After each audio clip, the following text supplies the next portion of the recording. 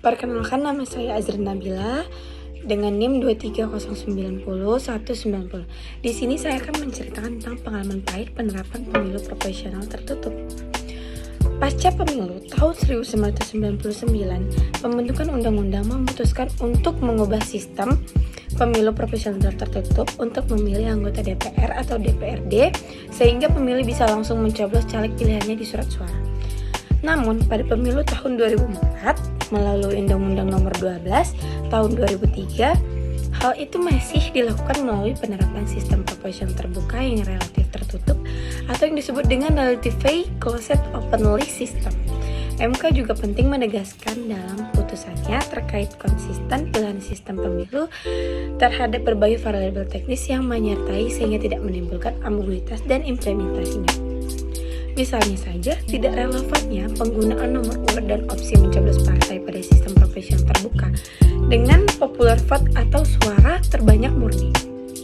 Selain itu, untuk mencegah kehadiran petualang politik atau oportunis ataupun caleg kutu loncat, apapun pilihan sistemnya mesti disertai syarat caleg harus berstatus kader partai selama kurun waktu tertentu.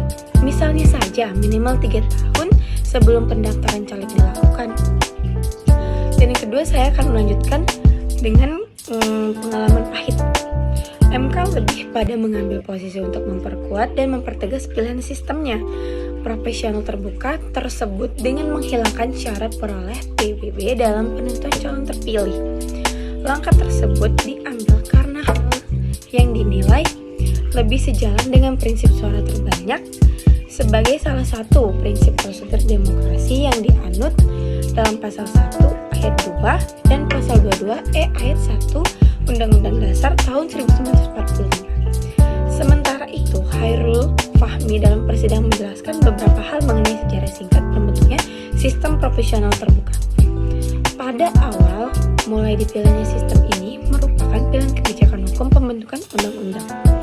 Menurut Hairul, sistem proporsional terbuka yang dilegitimasi oleh MK melalui putusan MK nomor 22 sampai 24 PUU atau dengan 2008, artinya MK bukan pada posisi mengganti satu sistem dengan sistem lainnya. Dan di sini saya akan melanjutkan dengan kedaulatan rakyat, pemilihan yang lebih sesuai dan kompatibel dengan suatu negara dan tujuan yang sistem dicapai sistem pemilihan, baik sistem proporsional terbuka, suara terbanyak maupun proporsional tertutup.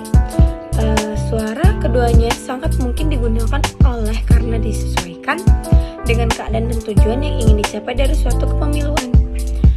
Walau harus dilakukan secara praktik, sangat jarang tujuan itulah yang akan menjadi panduan utama, sebab banyak alasan di balik pemilihan sistem pemilihan, tetapi biasanya lebih bernuansa politis.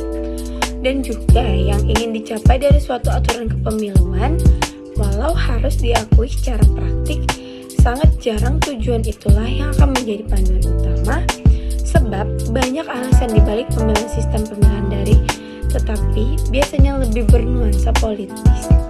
Di samping itu juga, sistem pemilu proporsional terbuka dan penentuan caleg terpilih berdasarkan suara terbanyak ini juga merupakan suara terbanyak yang dibiayai tinggi sehingga memakan biaya yang mahal dari APBN.